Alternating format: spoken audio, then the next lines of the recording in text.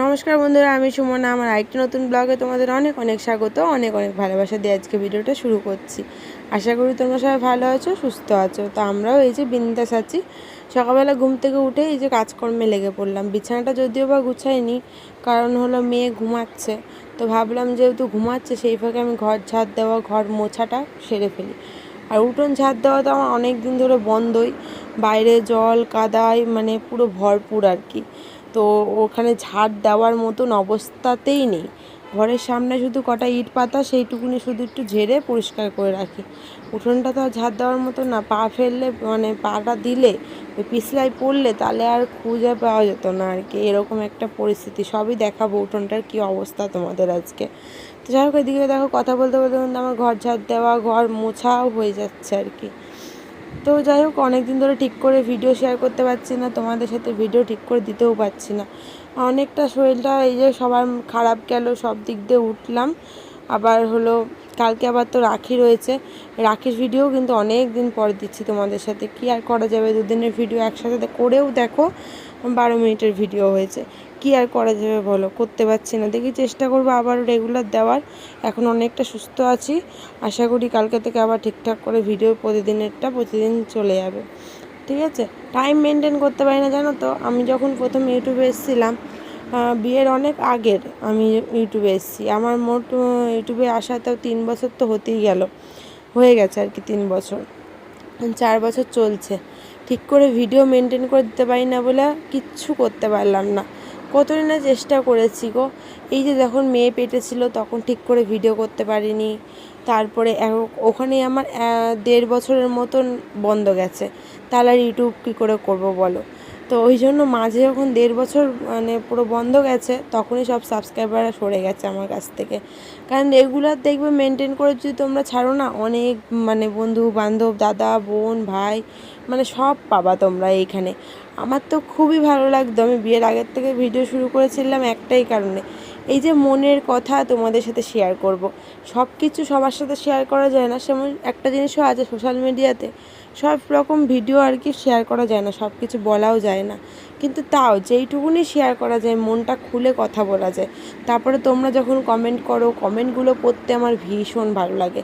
কিন্তু এখন যদিও বা আমি কমেন্ট কম পাই, কিন্তু তাও দুটো একটা পেলেও মনটা খুশি হয়ে যায় জানো তো। তো যাই হোক, ওইদিকে আমি ফ্রিজটা একটু গুছিয়ে নিলাম। আর কালকে শাশুড়ি মা জলের বোতলগুলো সব পাঠিয়ে দিয়েছে। যখনই মার বাড়ি যাই, মেয়ের দুধটা তো নিয়ে যেতে হয় আর কি, জলের বোতলে ভরে নিয়ে যায় আর কি। তো ওখানে রাখতে রাখতে অনেকগুলো বোতল মার বাড়িতে জমে গেছে।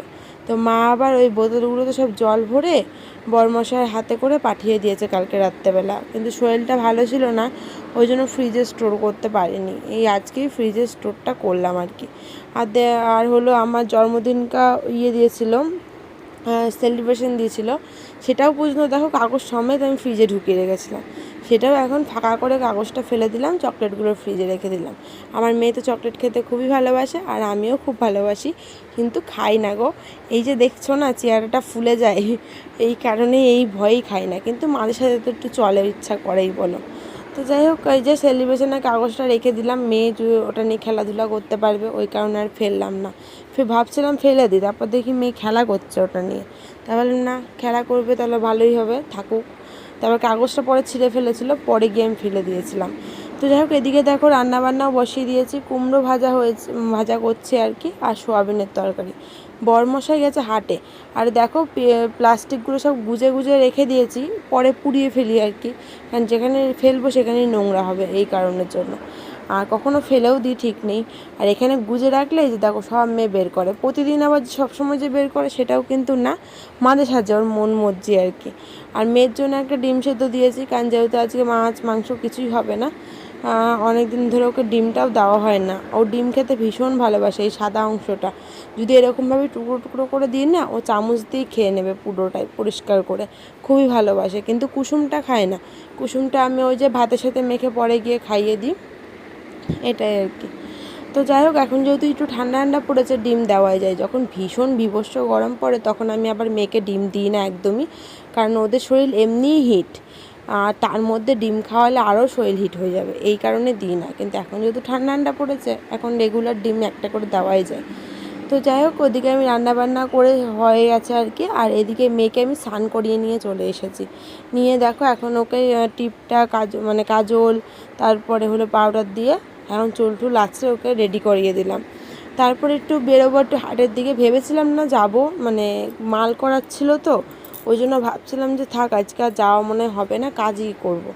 তো কাজ হয়ে গেছে, তারপরে ভাবলাম না কাজ যেহেতু হয়ে গেছে, বরমশাই বললো একটু দেরি হবে আসতে, মালপত্র সব গুছাচ্ছে আর কি, জামা কাপড়। তো ভাবলাম যাই ঘুরে আসি গা। তো ওই যে দেখো বলাও সারা, রেডি হয়ে বেরোনোও সারা, আবার এদিকে মার বাড়িতেও পৌঁছে গেছি। তো ওর বাবা কিনেছে আজকে নতুন জামা মেয়ের জন্য। জামাটা কি ভালো লাগছে তোমরা দেখো। আমার মেয়ে তো নতুন জামা কাপড় দেখলে ভীষণ খুশি হয়ে যায়, গায়ে যত গরম যদি পড়ে না ভীষণ, তাও নতুন জামা পরবে ওই গরমের মধ্যেও, জামা খুলতো না, এত ভালোবাসে। দেখো দেখে মনে হচ্ছে না, আমি যখন বরমাসে যখন কিনে নিয়ে এসেছিলো, আমি হাতে নিয়ে বলছি না যে এটা কি টপ আর মিডি, বলছে না না একসাথে অ্যাড করা। তারপরে দেখি কি সত্যি তো তাই, কি দারুণ লাগছে না বলো। বাচ্চাদের জামা দেখতেই ভালো লাগে, কি সুন্দর লাগছিলো। যাই হোক, আমার মেয়েটার আবার নজর না লেগে যায় আমার, এই হচ্ছে কথা। তো এদিকে দেখো, তারপরে আমরা আবার রেডি ফেডি হয়ে গেলাম। বরমাসে হঠাৎই বলে চলো ঘুরে আসি গা, আজকে হাটের থেকে এখন আসলাম, এখন আর কাজ নেই, চলো। কারণ অনেক দিন পর বেরোচ্ছি গো, বাড়ির থেকে কোথাও বেরোনো হয় না, বরমাসে এত কাজের চাপ থাকে, কোথাও যাওয়া হয় না। তো বলেও নি যেন না আমাকে কোথাও নিয়ে যাবে, কোথায় শাশুড়ি মা শ্বশুর বাবা সবাই মিলে বলছে যাও কোথাও নিয়ে যাবে ঘুরে আসো গা, কিন্তু কেউ আর বলে না যে কোথাও মেলা ঠেলায় নিয়ে যাবে। আমিও যখন বাড়িতে রেডি হচ্ছিলাম, আমি এবার ভাবছিলাম কি ধুর এখান থেকে একটুখানি মনে হয় কোথাও যাবো, লিপস্টিক পরবো, পরতাম না। বরমশাই বলে কি না পরো ভালো লাগবে। তারপরে বুঝতে পারলাম নিশ্চয়ই তো কোথাও নিয়ে যাবে, সেই বলে কয়ে তারপর জানতে পারলাম যে মেলায় নিয়ে যাচ্ছে। তাও কিসের মেলা জানো, ঝুলনের মেলা। আর আরেকটা কপাল এত খারাপ, ঝুলনের মেলা তো আসাও হয় না, যাও বা এসেছি, ভেতরের কোনো কিছু দেখতেই পারলাম না। তো তোমাদের সাথে আর কী শেয়ার করব বলো। ওই যে লাইন পড়েছে প্রচুর বড়, লাইনের মধ্যে তাও দাঁড়িয়েছিলাম, যখন মুখের গোড়ায় আর কি দাঁড়িয়েছি ঢুকবো, তখনই ঝুমঝম করে বৃষ্টি শুরু হয়ে গেছে। আর আমরা তো ছাতা নিয়ে গেছি ঠিকই, গাড়ির মধ্যে ছাতা রয়েছে, সেই আবার লাইন থেকে বেরিয়ে ছাতা আনতে গেছি। তারপর তো লাইন আরও ভরে গেল বেশি। বরমশাই বলে থাক আর মেলা ঘুরে চলো বাড়ি যাই, কারণ অনেকটা রাত হয়ে যাবে, আবার গাড়ি করে এসেছি তো। কারণ থাক আর কি, কপালে না থাকলে যা হয় আর কি, এত দূর এসেও দেখো কপালে নাই আর কি দেখা। তো যাই হোক, মেয়ে তো আবার গাড়ি চড়তে ভীষণ ভালোবাসে, ও তো ঢুকেই গাড়িটা দেখেই শুরু করেছে গাড়ি চড়বে। আমি বলেছিলাম চ আগে দেখে আসি ভেতরে আর কি, ঘুরে আসি, তারপরে তোকে গাড়ি চড়াবো। তো ভেতরে যেহেতু যেতে পারলাম না, এই যে দেখো ওর বাবা এখন গাড়িতে উঠিয়ে দিয়েছে, আর কি মজা ওর, গাড়ির থেকে সেই নামতেই চাইছিল না। আর কিছু সামান্য খাওয়া দাওয়া করেছি, যেমন এগরোল খেয়েছি, মোমো খেয়েছি, এই খেয়েছি, আর কিছু না। আর নিমকি নিয়ে নিলাম সবার জন্য, যেমন বাড়ির জন্য নিয়েছিলাম, তারপরে মাল আনতে যাবো ওদের বাড়ির জন্য একটুখানি নিয়েছিলাম, তারপরে আমাদের বাড়ির জন্যও নিয়েছি, মার জন্য নিয়েছি, 3 জায়গায় আর কি ভাগ ভাগ করে নিয়েছিলাম। চলে আসলাম একবারে পরের দিন। সেদিনকে আর ঠিকঠাক করে ভিডিও আর পরে আর করতে পারিনি, বাড়ি গেছিলাম, বাড়ি গিয়ে ওই ফ্রেশ হয়ে শুয়ে পড়েছিলাম। তো পরের দিন ঘুম থেকে উঠে বাসি কাজকর্ম সব কিছু সেরে রেডি হয়ে মার বাড়িতে গেলাম। মার বাড়িতে গিয়ে ওর বাবা আবার গাড়ি নিল, গাড়ি নিয়ে আমাকে আবার ব্রিজ অবধি দিয়ে গেল। ব্রিজ থেকে পার হয়ে তারপরে এই যে টুকটুকি ধরে এখন বাড়ি যাচ্ছি। টুকটুকির থেকেও নেমে গেছি, এখন ওই যে দেখো মোড়ে মাথায় আমার দিদা দাঁড়িয়ে রয়েছে, দিদার সাথে সোজা বাড়ি চলে আসলাম। আজকে হলো রাখি পূর্ণিমা। রাখি পূর্ণিমা কিন্তু অনেক দিন আগেই চলে গেছে জানি, কিন্তু ভিডিও আমার লেটে যাচ্ছে, কী আর করা যাবে। তোমাদেরকে রাখি পূর্ণিমা অনেক অনেক শুভেচ্ছা। আর আজকে কি বলবো, আমার কপাল যে এত কেন খারাপ আমি নিজেও বুঝি না, জানো না। আজকেও ভিডিও করতে পারিনি, বাড়িতে তাড়াহুড়া করে দেরি হয়ে গেছে আর কি। 8টার মধ্যে ভেবেছিলাম ঢুকে পড়বো, সেই জায়গায় আমার 9টা বেজে গেছে। আর দাদা তো 9টার সময় কাজে যাবে, আর 9টার থেকে 10টা এরকম সময় অবধি ভালো ছিল না সময়, ওই জন্য 9টার একটু আগেই ঢুকেছিলাম। সঙ্গে সঙ্গে ঢুকেই আমার পরিয়ে নিতে হয়েছে। ওই যে দেখলে মিষ্টি রাখি এইটুকুনি সাজিয়েছি, ধান দুব্বো এইগুলো আর কোনো কিছু দেখাতে পারিনি, জানো না। তো যাই হোক, কী আর করা যাবে, ভিডিও যদি না করতে পারলাম আর কি করব। আরও তাড়াহুড়া করছে, কাজে যাবে। এখন থাক তাহলে, তাড়াতাড়ি করে পরিয়ে দিয়েছি, পরিয়ে দিয়ে ও মিষ্টি খেয়ে চলে গেছে কাজে। আর এইদিকে দেখো আমি আর মেয়ে এখন যুদ্ধ করছি, খেলাধুলা করছি। ও তো ভীষণ খুশি এসে, ওই যে লেসু মাসিকে পেয়েছে, তা আনন্দ হতো না বলো। ভীষণ আনন্দ পেয়েছে। তার মধ্যে আমার মেয়ে আবার এসছে বলে আবার দিদা আলু ভাজা করেছে। আমার মেয়ে তো আলু ভাজা খেতে ভীষণ ভালোবাসে, যখনই আসে তখনই আলু ভেজে দেয়।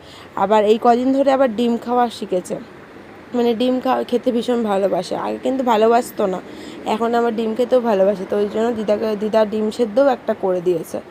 তো যাই হোক, ওর তো খাওয়া দাওয়া হলো। আর এই যে দেখো ফলটা দেখে তোমরা চিনতে পারছো কী ফল বলো তো? ড্র্যাগন ফল। আগে খেয়েছি এর থেকে ধরো একটু বড় সাইজ, 100 টাকা নিয়েছিল। আর এখন অ্যাভেলেবেল হয়ে গেছে, মানে এখন এই ফলের দাম একদমই বলতে গেলে কমে গেছে। কারণ আগে চাষ হতো কম, এখন আবার চাষটা বেশি হয়, রানাঘাটেও এখন ভালোই চাষ হয়, ওই জন্য দামটা কমে গেছে। যাই হোক, দুটো ফল ছিল, মামা নিয়ে এসে রেখে দিয়েছিল যে আমি আসলে কেটে দেবা, খাবে পূজা এসে। তা ওই জন্য কেটে দিল, আমরা সবাই মিলে আর কি খেলাম। সবাই মিলে বলতে দিদা, আমি আর আমার মেয়ে, এই তো। মামি তো বাড়ি নেই, মামি হসপিটাল দৌড়দৌড়ি করছে, মামির আবার ভাইয়ের শরীর ভালো না, ওই কারণে আর কি। আর এই যে তারপরে দিদি এসেছিল, দিদি মনা, তারপরে সবাই মিলে অনেক গল্প আড্ডা দিলাম। এখন আবার বাড়ি চলে যাচ্ছি।